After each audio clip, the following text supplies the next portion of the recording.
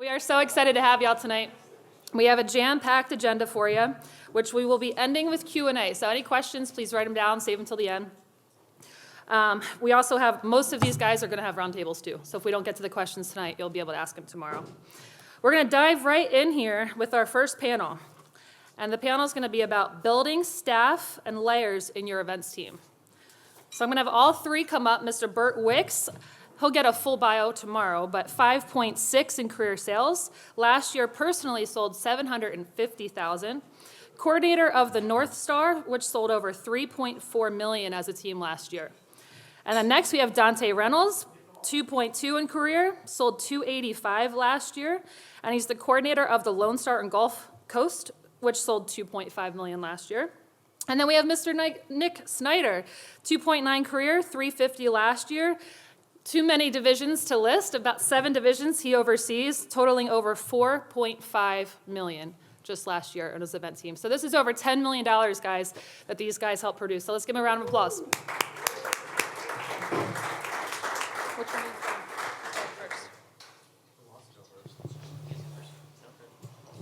first? I'll go first. All right.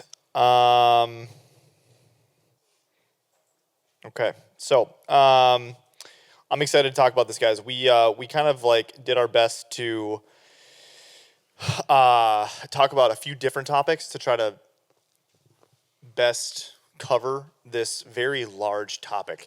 So this is, I don't know if you guys have recognized as coordinators that building a team and creating layers is a very complicated and very tedious process. So what I have on my kind of like 2 talking points for the few minutes that I have are specifically talking about the exit buddy system, and then also talking about specifically for those of you that work directly with your management team, which I'm assuming is all of you, kind of how to have those conversations on getting the right people in front of you. So by a show of hands, last year I mentioned at the coordinator summit the exit buddy system. Who here remembers me talking about the exit buddy system? Okay, great. Who here has implemented any type of exit buddy system? Okay, so awesome, great. So 2 or 3 of you, that's awesome. Okay, so my goal today is to help you guys buy back some of your time because as coordinators, I believe that, especially when you start to build, it's very difficult to do all of the things. And so my goal today is to help you kind of just, first off, share a little bit more about the program, but also kind of help you guys implement it yourself. Because I think I kind of planted a seed last year, but I don't think I did a great job because of sake of time. I didn't have time to give you an idea of how we actually do it. So how we came up with the idea, John and I were co-coordinators at the time, and we recognized how much time we were spending twice a year during the events trainings that we were doing. We found ourselves having to answer a lot of very simple questions from a training group between 10 to 20 different people every May, and for a while we were doing it in August, which was an interesting time to do that, as that's our state fair season. So either way, we had 2 months that were very busy. We had May as a service event heavy month for us in North Star, and August was very busy with state fair. So we had 2 dilemmas. First off, we had reps that were just not as prepared as we thought they should be after running a training. Who here has ever had to like handle a very simple question after events training and been like, we covered that in training? Okay. Newsflash, your trainings are probably 6 to 8 hours long and your reps are 20 years old. So I think we have this false belief that they're like us, that and again, even we have things that slip through the cracks. So we were recognizing that there was this gap of, for most of you guys experience this, after a person gets events trained, it doesn't mean that they're doing their first event the next week. There's usually like a 4 to 8 week gap that they have in between when they go to events training in between their first event. So along the way, there's some simple things that they needed to know that are probably tucked away in their notes that they just don't have easy access to. The second thing we recognized, we weren't able to serve them at the level that they deserved. Because we were so busy, we were running training around that time where we were busy. We also noticed that because of our own busy schedules, we weren't actually able to be there for our people in a capacity that they needed us to be there for. So we recognized that as our team was steadily growing, we had the opportunity to ask our own team for help. So first things first, how we identify people that can help with this idea of an exit buddy. And the idea, again, of the exit buddy is a person that essentially is assigned to a trainee that gets launched out of events training to help them with the very basics. Because at the end of the day, I've recognized that event trainees need to be handheld. Okay, I'm not saying I want to handhold people, but they have to be guided along the way. So what we realize is, again, thinking about our younger sales reps, specifically on our team already, that are selling $100,000 to $200,000 a year, these people are still very much active within their team meetings, their Zoom meetings. They're going to phone jams. They're helping assistant managers out. Like sometimes they're even assistant managers themselves. So we recognize that they want to help people, but we have to be clear on what the expectations are for those people, for the new reps. So we basically kind of figured out that the conversations, or who those people are, again, just to kind of make sure you guys are in tune with this, these people that are helping are usually people that have been selling at events for a year plus, right? Maybe you're a person that's selling like at events for like the last 6 months, that's done a bunch of events, that has had some success as a person you can lean on. But we leaned on our people that have been around for 2-ish years selling at events. They don't have as many things on their plate as you might expect, right? Again, a person that's selling 200 grand just isn't as busy as they might think they are. So we also tried to be intentional about what these conversations will look like with these people that launch out of trainings. So first off, when you're asking a person to be an exit buddy, it's like, hey, would you be interested in this? Just be curious with them on if they have any excitement around helping new people, right? Like, don't be afraid to ask, like, hey, you were a new person once. Here's this idea we have. Do you think if you were to go back in time as a new event rep, if there was somebody out there doing this that could support you, would you be excited about that? That's what we did to just test the waters before we even started doing this. And they were like, yeah, that would have been awesome. Because the amount of people that do events for 6 months that literally do everything wrong for 6 months because they're too scared to reach out to the coordinator because they don't want to feel dumb, right? You don't want that, right? So some of the other things that we did to properly launch the Exit Buddy, right? We've done this for 4 trainings now, guys. So this isn't something that we've done for years, okay? This is like literally the last 4 trainings over the last couple years. So I'm not an expert yet, but we are starting to find a groove. The main thing that you need to create a good Exit Buddy program is proper expectations for both the Exit Buddy and also the trainee, okay? So the Exit Buddy needs to know who they are helping, okay? So giving each person 1 to 2 people to start. So ideally, you have 3 or 4 exit buddies that are willing to help you, okay? They need to be given a heads up on what things they need to actually help with. So literally, as Michael Scott says it, keep it simple, stupid, right? They do not need to solve all the world's problems at events. The idea is your exit buddy is reminding them of the little things, right? So who here has ever run a PC? Again, when they were in management. Okay, this is kind of like that, but just more consistent, okay? So do you have any questions from training?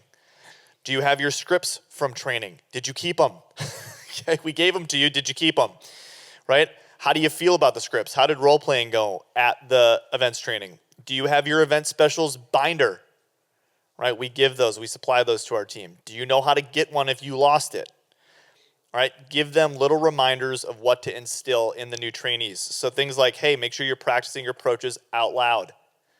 Right? When are your field trainings? Who are you field training with? And help your exit buddies get excited with the trainees of when they share who they're field training with. Oh, you get to field train with Seth. He's an icon. Like, you're going to learn so much from Seth, right? Do you remember what you need to bring to that field training, right? And also, just best way to find success within events is consistently reminding them that they need to practice their scripts, specifically their new customer and handling objections, okay? So during training, it's letting the exit buddy know that these are the people that are going to be sent to them. So it's like if you've got exit buddy 1, you get rep A and B. And you have the rep text the exit buddy on the spot. hey, Juju, you're my exit buddy. I'm Evan, whatever their name is. So they've already introduced themselves, okay? And then your exit buddies know that they just got to make sure they make a phone call that week, okay? So last things is management communication. Just be consistent with your messaging, guys, and getting in front of your DMs and DVMs on their calls. Just be really intentional about getting on a staff call once a month. It's something that I've recognized that our DMs want to get people on the events team because they're hearing me talk about the wins of the people that are currently on the events team, even if they're not selling a ton. But also be specific about who you want on the team. In North Star, we've kind of gotten to this tipping point where we are starting to get to a point, which is a positive problem, where we don't want that many people in events training. I know some of you are on the opposite end. You're like, dude, I wish I could have 5 people. We have 20 people in events training. Like, we don't want 18 people in events training that are there at the wrong time, right? So be intentional about saying, hey, Mr. or Mrs. Manager, here's who we want. We need people at 20K. We need people that are, again, at this certain standard for whatever you guys are. We have 20K across the board, 20, 20, 20, 20 to train, 20 to field train, and then 20 to sell. It was 10 at one point, right? But we've tried to make that barrier higher, and it's simply just because we want to make sure we have the right people in front of us that are ready to take action on events right away. So with that, that's what I got. Awesome. So what I am going to talk about is a little bit different, but so last year we coordinated 900 events, over 900 events, and just different assistants that you can, different assistant roles that you can basically hire out to people on your team. But we did 900 events, $4.5 million. I'm going to give you just some of the keys that you can implement that we've implemented over the last few years. I only have 10 minutes, so come visit my round table. I love talking about coordinator stuff, so stop by tomorrow. But I really believe it takes 3 years to build a program effectively. There are some really important and vital systems to put in place so you can handle coordinating 900 events or coordinating multiple divisions. As Alicia said, I coordinate 7. We were 8 last year, but 2 merged. But yeah, so it's a lot, but it just comes down to dedication and sticking to the systems. But the first thing is create a policy that is fair for everyone and does not have any gray area. So this is the first thing that we implemented right away when I first started coordinating. Another thing that we do is a team policy review meeting every single year, so we can go through the policy and talk about new ideas, and anyone on the team can bring in a new idea to that meeting. But evolving the policy and also just making sure you have a really sound policy is really important. That's the foundation. Year 2, hire an event manager. So a lot of people say assistant coordinator. Our terminology is event manager, so you'll hear me say that a few times here. But what the event managers do is they help out with tasks that the first event manager is really something that they're passionate about. So the first event manager that I brought on was a guy that did like research and found new events for our team because he was super passionate about it. And it was something that I didn't like doing, right? It's not that I didn't know how to do it, it's just that I didn't enjoy doing it. So went ahead and delegated that. And then now we've got 3 event managers. None of them are research managers, but we have them all doing stuff. So the important thing is when you do hire an event manager, don't delegate something you don't know how to do, just something that's like, hey, I just don't have time for this anymore. Have that person, work on that for you. Also, another big key is in year 2 is I brought on a co-coordinator. So many of you don't know this unless you know me, but my wife, she is essentially the co-coordinator of our team. She does all of everything in the background. So she updates our team calendar. She does recaps. She does split tabs. She does a lot. She's on maternity leave right now. So it's not fun. I'll be doing recaps later tonight. Yeah. But yeah, it's really impossible to do it alone. Over 900 events, doing recaps and everything else, I literally wouldn't have time to sell. So just make sure you have a right-hand man or woman to help you. Year 3, bring on more event managers to cover all the programs. So what our event managers cover are service events, the mall display program, display kits, and then also recruiting. And really their job is to grow their program to $1 million. So whatever that looks like, right? So for service events, we did $700K last year. We grew by like $300,000 last year in service event sales, but we we were super intentional about growing that program. And then malls this last year, because we had somebody working on that. We had a new mall, brand new mall we've never worked before. It did 82,000 this last holiday lease, and so it's top 10 in the company, which is super exciting. But yeah, just having them focus on those different programs helps me, so I can focus on the things that are, you know, higher earning dollars, like how do we grow our state fair, stuff like that. And then just some other tips for building these systems. The first thing, this is probably the hardest thing that I had to learn, but it's like, don't get attached to your assistants, because just because they're the first one, it doesn't mean that they're the right one, right? So you can always train more people.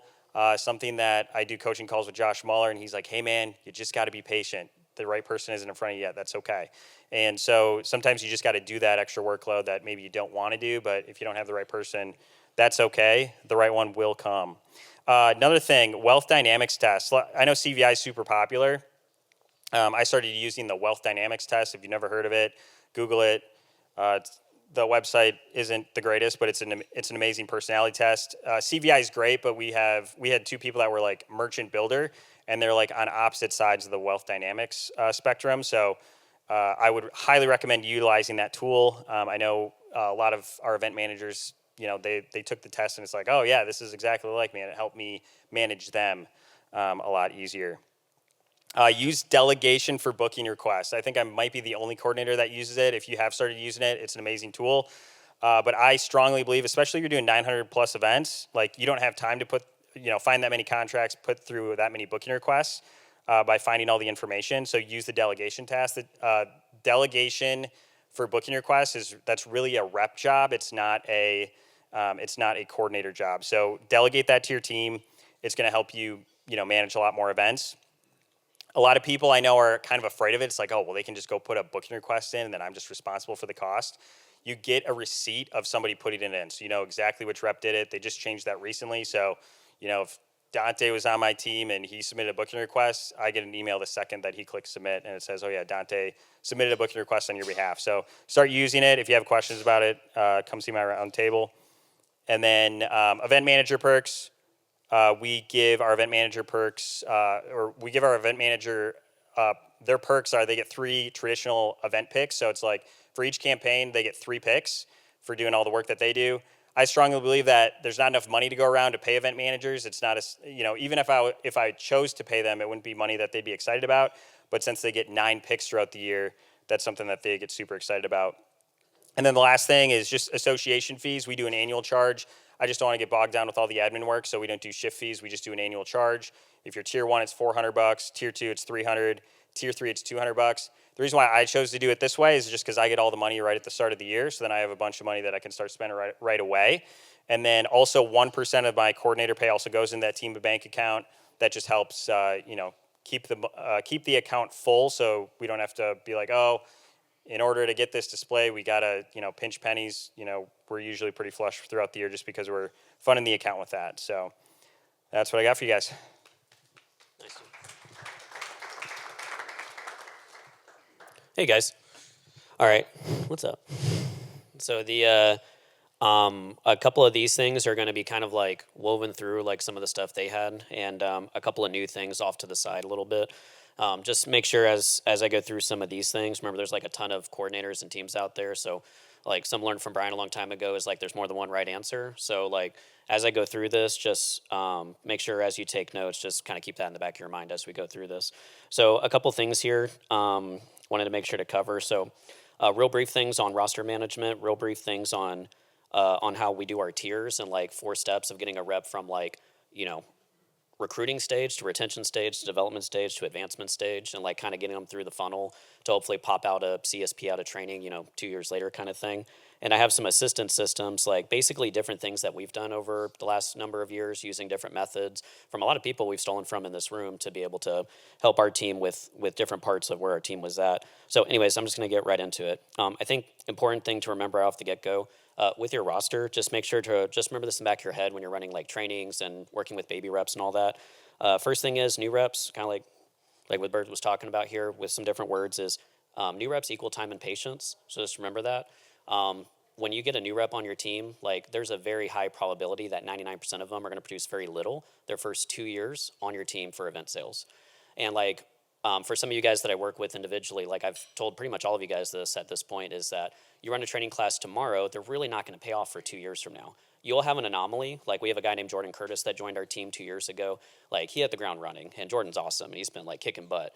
But vast majority of the team members, I have about a 2-year timetable for those guys to like really pay off. And either they're going to be a DM or they're going to be a CSP or they're probably out of the business. That's usually where they are after 2 years of, going to their events training. So just remember when you're working with those new kids who sell like, 5 or 10 grand their first campaign through the events program, specifically, just know it's the long-term game. Like what you're really fishing for is you're trying to find that next person, like the next Nick, the next Bert, the next Spencer, the next fill in the blank. And so just kind of keep them back in your mind, because I totally agree with these guys that it can be a little frustrating with some of the rest when they're calling about all these ticky-tacky things. It happens to me too, like every single week. And so it happens to all of us. So just kind of keep that in mind. As far as for assistant works here, I'm definitely a big believer in this for sure.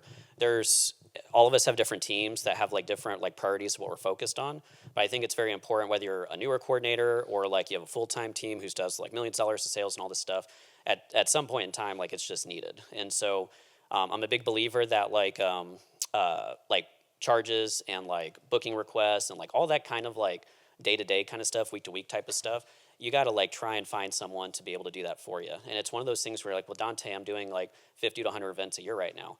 I'm like, well, imagine if you had someone to help you with that, so that way you can spend that same exact time going on Facebook groups, going on the internet, and like just filling out your schedule. Dante, my team doesn't find events. And it's like, all right, well, someone's got to lead the charge. So start finding events. Kirsten, you did this, I think, last fall or summer, where like she took over for Southern Rock last year. It was her first year. And on one of our calls, she's like, oh yeah, like I found like 50 new events. I just sat down for a day and did it. That's awesome. That's great. And with her doing that, it's going to inspire some of our other team members to start adding things to the calendar as well. So it's just one of those things where if your end game is we want more events on the calendar, we want to get more reps and all this other stuff, just remember if you're like, no one on my team's doing it, then you should probably most likely be the first person to start it.